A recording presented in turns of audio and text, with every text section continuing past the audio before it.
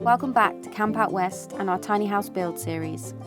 If you're new here, we're John and Emily, and here's a recap on what we've done so far and our plans for this build. Last year we sold our home and all our belongings to buy this abandoned caravan park that used to be home to the coal miners. When the mine closed back in 1989, the caravan park had been left to become completely overgrown. So as the new owners, we've been working hard over the last year and a half to clear up all the leftover rubbish alongside our day jobs. We have transformed the land. First we removed all the old caravans, recycling whatever we could find. Then we started work levelling the ground, making a blank canvas for where our first tiny house will go. Our land came with planning permission for 3 residential park homes, so we are following the BS 3632 British standard for the build, building them onto chassis so they are movable. We had ours specially made by a company called UE Chassis who build to the specialist park home regulations. Next we poured our concrete slab where our tiny house will go. We moved our chassis into place, and next we started work building the framing for our floor of our tiny house, and then we added all the rodent mesh underneath to stop any unwanted visitors trying to live under our house. And today we start work on our insulation and making our floor watertight. So let's dive into episode 3 of our tiny house build series, and don't forget to subscribe if you want to see how we get on. Welcome back. Today is a really exciting episode as we finally start working on the insulation and sealing up our floor for the tiny house. So before we get that insulation in and those floorboards on, there's a couple more jobs left to do, so we're going to quickly do that because we're excited to get this done. So in the last video we had quite a few questions from you asking how we're attaching the wooden frame to the actual steel chassis. So we hadn't done it in that video, so that's what I'm just going to show you now. The last week we were really lucky. Gez from UE Chassis, so the guys that actually made this chassis, he happened to be a couple of towns over visiting a customer, and he popped in to see us, which was great because we could actually ask him like what's the norm for people building onto these chassis, how do they attach things to it. So he was saying that most of the big caravan and park home manufacturers use tech screws, and they literally tech screw straight through the floor joists every 40 on centre down the chassis. Because we've gone with a 2x6 flooring, which I think is a lot heftier than most caravan builds, I couldn't see like tech screws that you could buy for that sort of size. So what we've ended up doing, so we've decided to go with pairs of these galvanised Simpson Strong type brackets. So these are going to sit on every joist, not on the end, but going down. The bolt is going to go through the actual joist. That's an M8 bolt that has, I think it can take 2 tons before you snap it. And then we're going to be using like a handful of these smaller tech screws into the bracket on each side. I think we're going to use 12 of these per pair of these brackets. I think from what I was searching, that bolt's got 2 tons capacity before it snaps, so 2,000 kilos. And then these little bolts can take 300 kilos to actually rip them out. So if we're using 12 of them, that's plenty per attachment, and we're going to be doing that, you know, staggered throughout the floor of the cabin.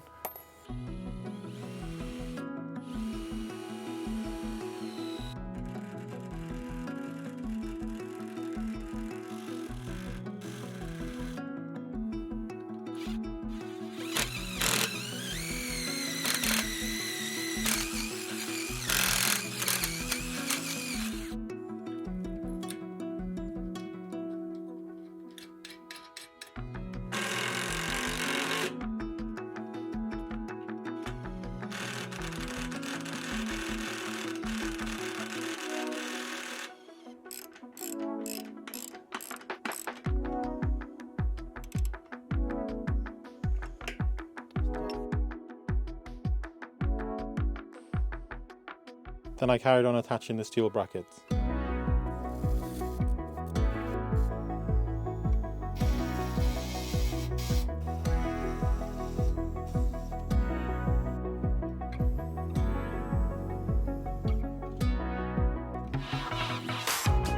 I then went around and hoovered up all the metal wood and debris.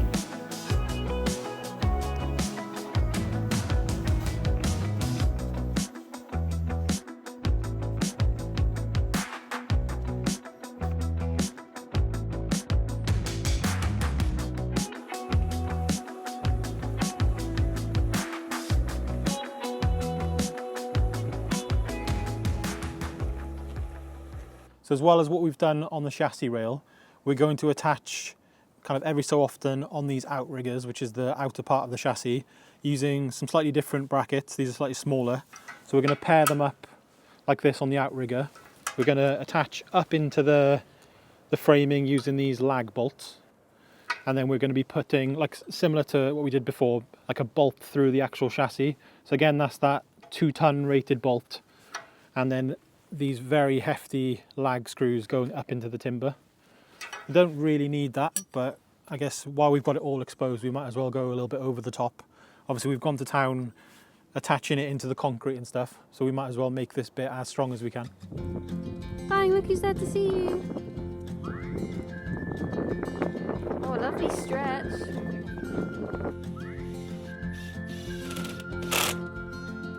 When John had finished attaching the brackets underneath, I started removing all the excess rodent mesh which we had attached the previous week.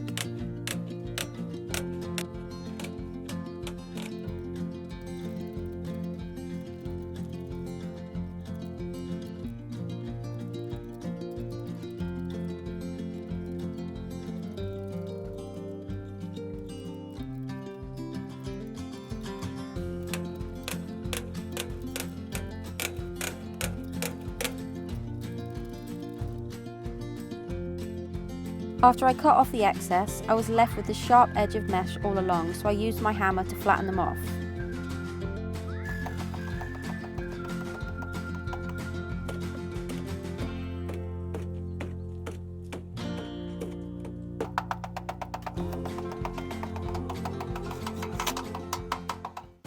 It's time to start doing the insulation.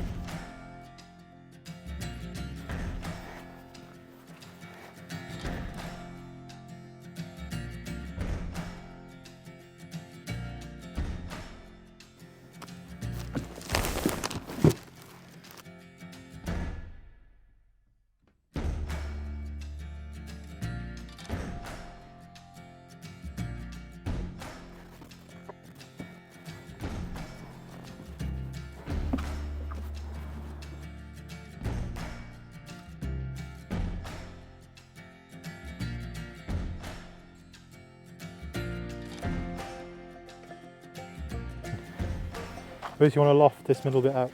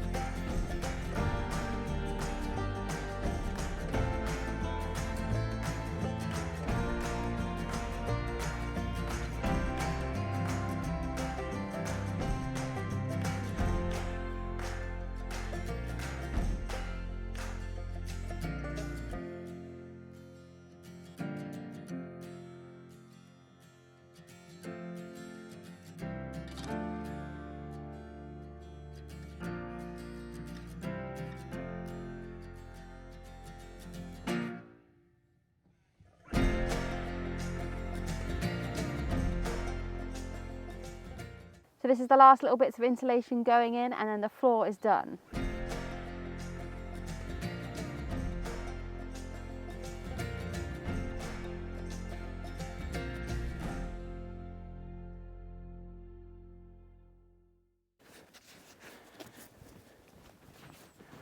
So that's all of the insulation into the floor. So what we've been using is 140mm glass wool insulation. I think it's called Frame Therm by Knauf, and it's basically made for the spacing that we've used for the timber. Yeah, it made it so easy. So all we've had to do is cut it like to length, because it comes in 4-meter rolls.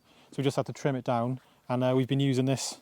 So we bought this insulation knife by Hulp de Force. I think it's the sharpest thing I've ever used in my life. It pretty much looks like a cross between like a jungle knife and a bread knife. So maybe when we retire this, we'll use it for cutting sourdough bread or something. Yeah. But the only other tools I've used in the past, we've cut rock wool before, which is similar to glass fibre, and we used just an old saw, and it made a lot more dust and things, whereas this, it's got a lot more like subtle teeth on it, and this didn't really make any dust. Like we haven't got that much yeah, it was stuff quite on clean us. actually. Like when we were breaking down the caravans, it had all the horrible yellow old insulation in it, which is like what, 20 years old, and that went everywhere. There was like yellow all over our clothes, but this isn't too bad. No, not at all, and that's quite painless really. I thought the insulation was going to be a lot harder than it was. So next we've got to unload all of our egger board from the container, and then hopefully it's quite a grey day today, so it's going to go dark early. Hope it stays dry. So we need to get it down tonight, and then we can get it covered and watertight. Watertight. So let's go.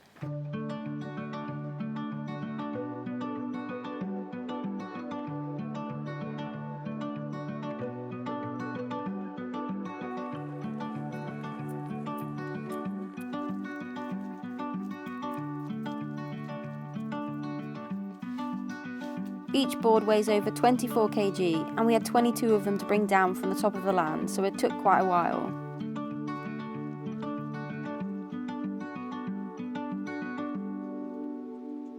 Once we had moved all of the boards, we took a quick lunch break before starting the job of attaching them.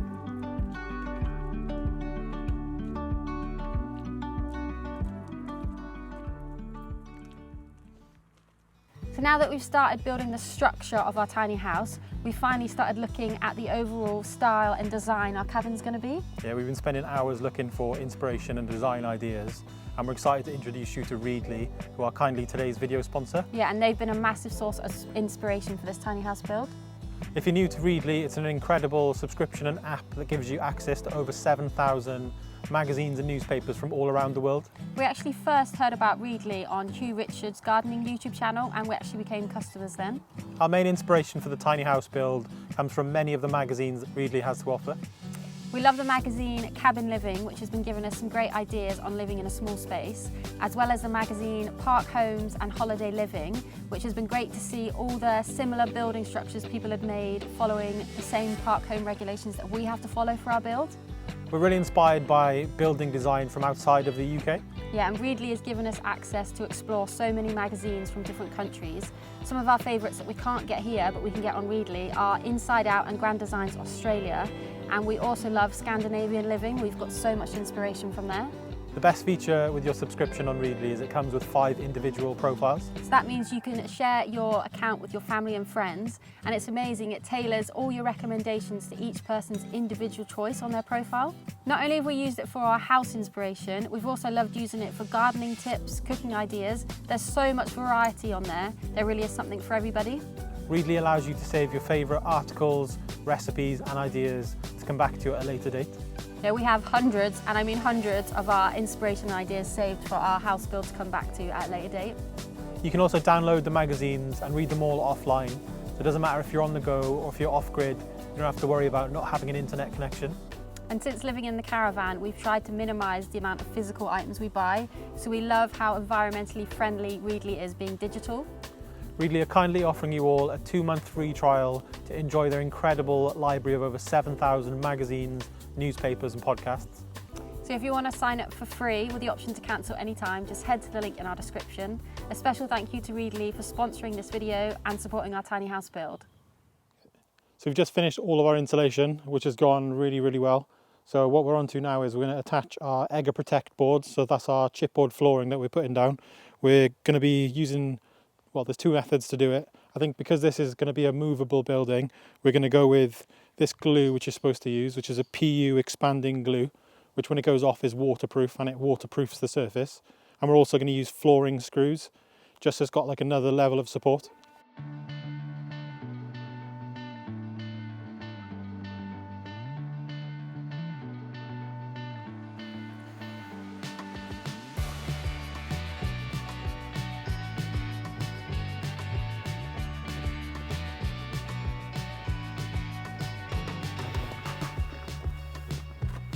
Right, do you want me to go that end and you can do the corner?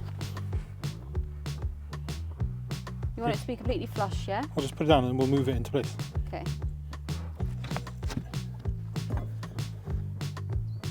So this side is absolutely square. We're doing these flooring screws. We'll go back over them with some glue. That's a good idea.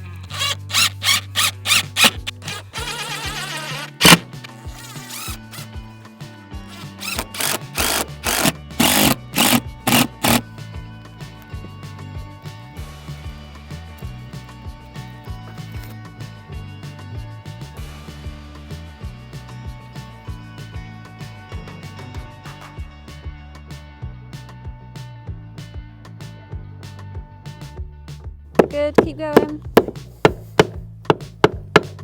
That looks quite even.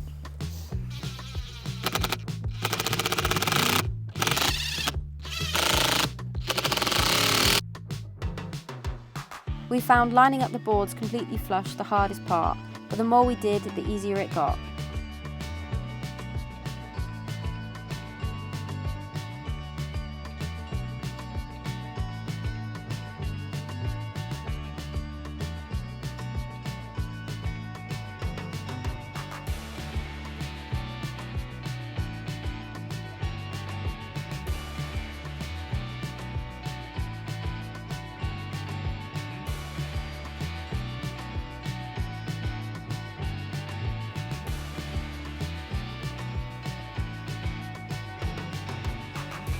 We quickly lost the light and decided to keep on working while it was dry so we could get the insulation underneath completely watertight.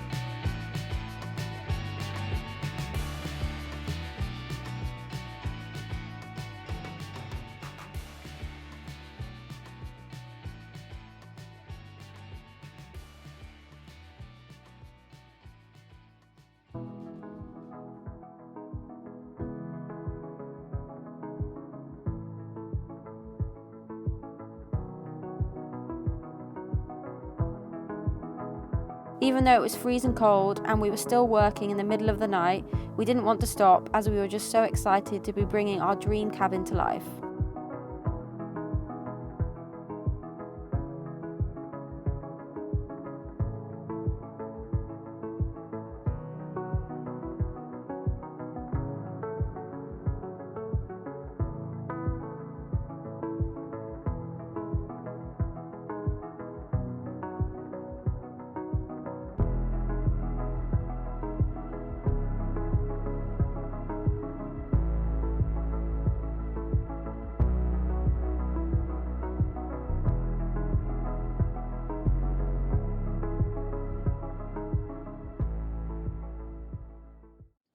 So we worked until 10 o'clock last night and we are glad that we persisted and got the floor done. So that's another thing ticked off the list. Yeah, the only issue we had is because the temperatures dropped so much last night, it got so cold, the whole flooring got really icy and was so slippy, but then we were worried that it would affect the temperature of the glue and it wouldn't set, but luckily we've come out this morning and it's all set well.